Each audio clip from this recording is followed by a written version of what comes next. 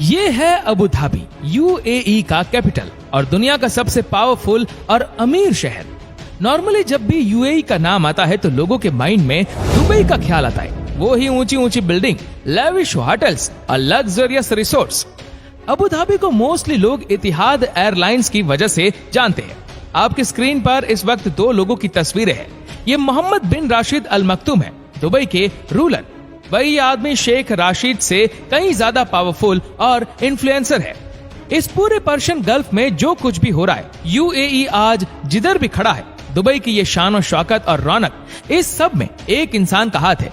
ये है Sheikh Mohammed bin Zayed Al Nahyan, Abu Dhabi के रूलर, यूएई के प्रेसिडेंट और गल्फ के सबसे पावरफुल और अमीर पॉलिटिकल लीडर।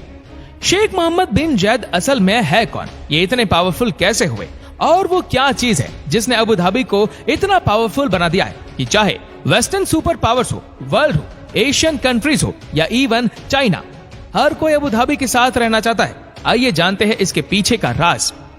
अबू धाबी की हिस्ट्री की बात करें तो 18वीं सदी से पहले यहाँ पर किसी भी ह्यूमन सिविलाइजेशन के कोई साइंस नहीं मिलते। हाँ, पर अबू धाबी के आसपास का ये एरिया बहुत इंपॉर्टेंट था और यहाँ पर हजारों साल से छोटे छोटे कबीले रहते थे।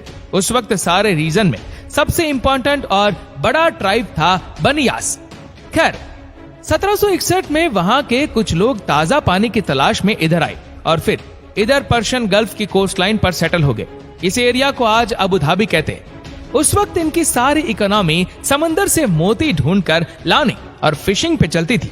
ये लोग समुद्र में गोते लगाते और मोती ढूंढ कर लाते और फिर यहाँ से ये मोती ईरान और इंडिया की मार्केट्स में भेजे जाते।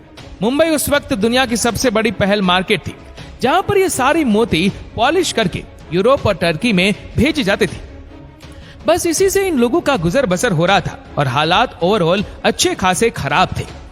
रेगिस्तान में कुछ उगता तो था नहीं और सिवाय मछली और खजूर के और कुछ खाने पीने को भी नहीं था।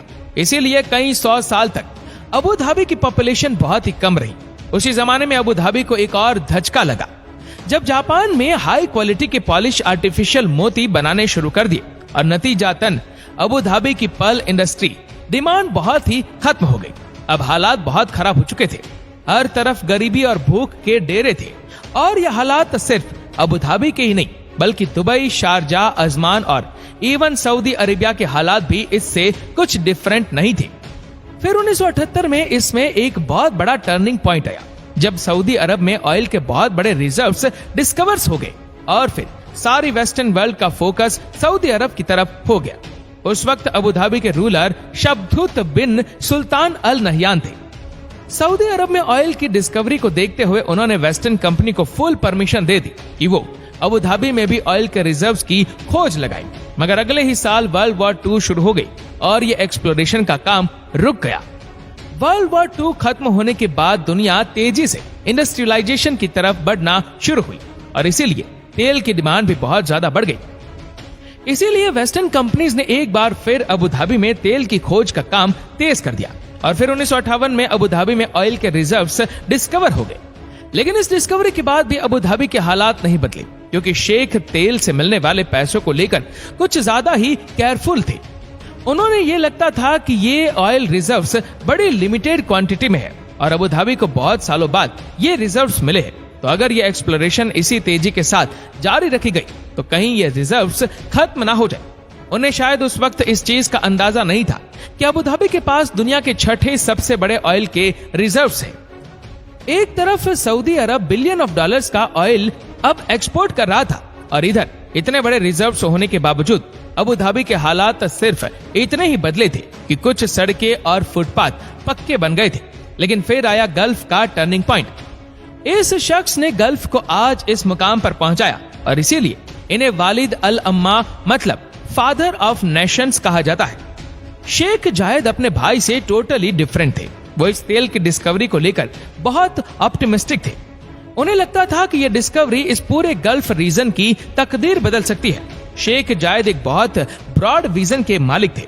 उन्हें इस चीज का अच्छी तरह अंदाजा था कि अगर इस सारे रीजन को आगे बढ़ना है तो इन सारे सिटीज को यूनाइटेड होकर रहना पड़ेगा।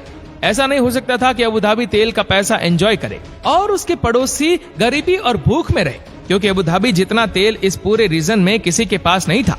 और ये वही टाइम था जब ब्रिटिश एम्पायर भी ये फैसला कर चुकी थी कि अब वो मजीद इन सारे कंट्रीज को रूल नहीं कर सकती। और फिर दिसंबर 1971 में ब्रिटेन इस रीजन से चला गया और शेख जायद की लीडरशिप में 6 स्टेट्स के मिलाप से एक नया कंट्री वजूद में आया, जिसे आज हम यूएई के नाम से जानते हैं। इन 6 स्टेट्स में Abu Dhabi, Dubai, Sharjah, Ajman, Al Quwain और फुजेरा शामिल थे। शेख जायद ने सबसे पहले बेसिक नेसेसिटीज पर पैसा खर्चना शुरू किया। रोड नेटवर्क की कंस्ट्रक्शन शुरू की गई, जो अबू धाबी को आसपास के विलेजेस से कनेक्ट करने वाली थी। बिजली पैदा करने वाले प्रोजेक्ट्स लॉन्च किए गए।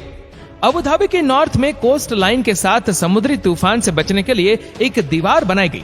इसके बाद शेख जायद ने अपना सारा फोकस इंफ्रास्ट्रक्चर को डेवलप कर दिया। Schools, hospitals, government buildings, police, army, जो भी बेसिक डिपार्टमेंट्स होते हैं किसी भी कंट्री को चलाने के लिए, उन सबको स्टेट ऑफ आर्ट इक्विपमेंट और ट्रेनिंग दी गई। अब क्योंकि दुबई के पास ऑयल के बहुत ज्यादा रिजर्व्स नहीं थे, तो शेख जायद ने दुबई के रूलर अल मक्तूम बिन राशिद को ये मशवरा दिया कि वो दुबई का इंफ्रास्ट्रक्चर डेवलप करे और 2 चीजों के जरिए दुबई की तकदीर बदले। एक दुबई का सी पोर्ट और दूसरा टूरिज्म। अबू धाबी ने इंफ्रास्ट्रक्चर को डेवलप करने के लिए दुबई को अच्छी खासी फंडिंग दी और फिर आहिस्ता दुबई अपने इंफ्रास्ट्रक्चर की वजह से मशहूर होना शुरू हो गया। और यही वो टाइम था जब एक और पर्सनालिटी भी इस सारी ट्रांसफॉर्मेशन को बहुत ध्यान से देख रही थी। ये थे मोहम्मद बिन जायद अल नहयान, शेख जायद बिन सुल्तान के तीसरे बेटे, जो आगे चलकर यूएई के प्रेसिडेंट बने। मोहम्मद बिन जायद उस वक्त 11 साल के थे, मगर वो बहुत ध्यान से अपने फादर और उनकी पॉलिसीज को एब्जॉर्ब कर रहे थे। वो देख रहे थे कि कैसे तेल का पैसा आने के बावजूद शेख जायद बहुत केयरफुल प्लानिंग के साथ चल रहे थे। इसके पीछे विजन ये था कि फ्यूचर में अगर तेल कम भी हो जाए तो अबू धाबी के पास इतनी इनकम स्ट्रीम्स हो कि उसे कोई प्रॉब्लम ना हो। आज की डेट में अबू धाबी के इन्वेस्टमेंट फंड में 1.3 ट्रिलियन डॉलर्स की इन्वेस्टमेंट्स है। इनमें से 900 बिलियन डॉलर सिर्फ अबू धाबी के सिटीजन्स के लिए। मतलब अगर हम 900 बिलियन डॉलर्स को 3 लाख से डिवाइड करें तो अबू धाबी के हर लोकल के हिस्से में 3 मिलियन डॉलर्स आते हैं।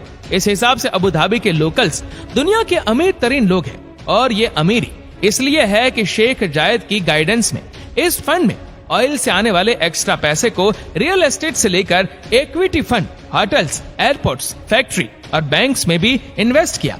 और इसीलिए जब भी कोई इकोनॉमिक क्राइसिस आता है तो अबू धाबी को कोई खास फर्क नहीं पड़ता। और इसी का एग्जाम्पल है कि 2008 में जब फाइनेंशियल क्राइसिस आया और दुबई की इकोनॉमी क्लैप्स कर गई, तो अबू धाबी ने $10 बिलियन का लोन लेकर दुबई को बेल आउट किया। और इसी के बदले में दुबई की इस मशहूर ऊंची बिल्डिंग का नाम बुर्ज दुबई से चेंज करके अबू धाबी के रूलर के नाम पर बुर्ज खलीफा किया गया। आज भी दुबई का डेट करीबन $90 बिलियन है, जिसमें से $20 बिलियन तो सिर्फ अबू धाबी से लिया हुआ लोन है, जो दुबई ने अभी तक वापस नहीं किया। तो ये थी अबू धाबी की इकोनॉमिक स्ट्रेंथ। अभी तो 2 और चीजें हैं जिनकी वजह से अबू धाबी पूरे गल्फ पर बाजी ले गया है। मोहम्मद बिन जायद की जिंदगी का एक बड़ा पोर्शन मिलिट्री में गुजरा है। सिर्फ 20 साल की उम्र में उन्होंने अमीराती एयरफोर्स ज्वाइन की और फिर 1991 में जब सदाम हुसैन ने कुवैत पर अटैक किया तो इराक के खिलाफ सारी मिलिट्री स्ट्रगल को उन्होंने ही लीड किया। शायद इसी आर्मी बैकग्राउंड की वजह से मोहम्मद बिन जायद को ये जुनून हुआ कि वो अमीराती आर्मी को अरब वर्ल्ड की सबसे पावरफुल आर्मी बनाए। बहुत कम लोग शायद ये जानते हैं कि यूएई को वेस्ट में लिटिल स्पार्टा भी कहा जाता है। और इसकी वजह यह है कि यूएई के पास अरब वर्ल्ड की सबसे वेल ट्रेन और सबसे अच्छी 60,000 फौजियों की आर्मी है। एमिरेट्स का एनुअल मिलिट्री बजट $20 बिलियन है। और अभी रिसेंटली यूएई ने अमेरिका से थार्ड यानी terminal high altitude air defence missile system भी खरीदा है, जो दुनिया के सबसे एडवांस मिसाइल सिस्टम्स में से एक है। ये वही मिसाइल सिस्टम है जो अमेरिका ने साउथ कोरिया में लगाया था और इसकी वजह से उसके और चाइना के बीच अच्छी खासी टेंशन भी हो गई थी।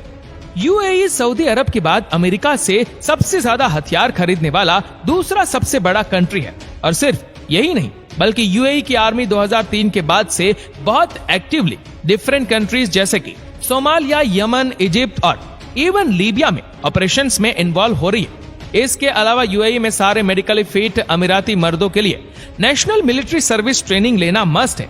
और सिर्फ आर्मी ही नहीं बल्कि यूएई की पुलिस भी दुनिया की सबसे वेल इक्विप्ड और ट्रेन्ड पुलिस फोर्स है। अभी 2003 में अबू धाबी को दुनिया का सबसे सेफेस्ट सिटी डिक्लेयर किया गया है और इसी सिक्योरिटी की वजह से आज यूएई दुनिया का एक बहुत इंपॉर्टेंट फाइनेंशियल, कमर्शियल, टूरिस्ट और लॉजिस्टिक सेंटर बन चुका है और इसका सारा क्रेडिट अबू धाबी की लीडरशिप को जाता है, जिन्होंने जबरदस्त प्लानिंग के थ्रू ऐसा लॉ एंड ऑर्डर मेंटेन किया है कि आज हर बड़ी कंपनी का हेडक्वार्टर आपको दुबई या अबू धाबी में मिलेगा। यहाँ पर एक कंट्रोवर्शियल चीज ये भी है कि मोहम्मद बिन जायद वर्ल्ड में डेमोक्रेसी के बहुत खिलाफ है।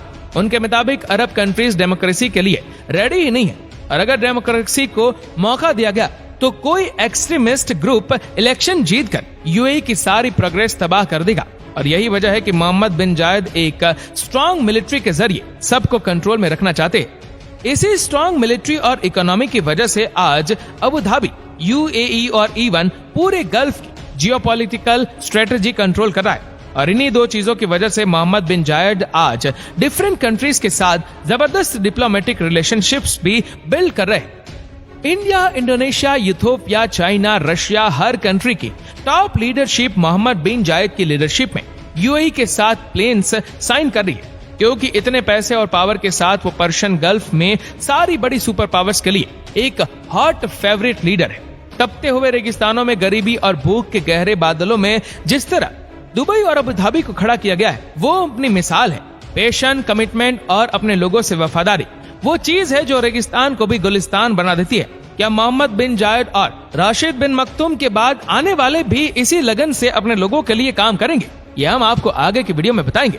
दोस्तों, आपको वीडियो कैसा लगा हमें नीचे कमेंट करके जरूर बताएगा और इस वीडियो को आप अपने तक सीमित ना रखें, जितना हो सके इस वीडियो को शेयर करें फेसबुक पर, व्हाट्सएप पर, यूट्यूब पर। और ऐसी ही और भी इंटरेस्टिंग वीडियोस को यूट्यूब पर देखने के लिए नीचे कमेंट सेक्शन में लिंक दी गई है, जिसके ऊपर क्लिक करके हमारी चैनल को आप सब्सक्राइब करें और बेल आइकन दबाएं, ताकि हमारे हर लेटेस्ट वीडियो की अपडेट्स आपको मिलती रहे सबसे पहले। और आप हमारे फेसबुक पेज को फॉलो करना मत भूलना। धन्यवाद।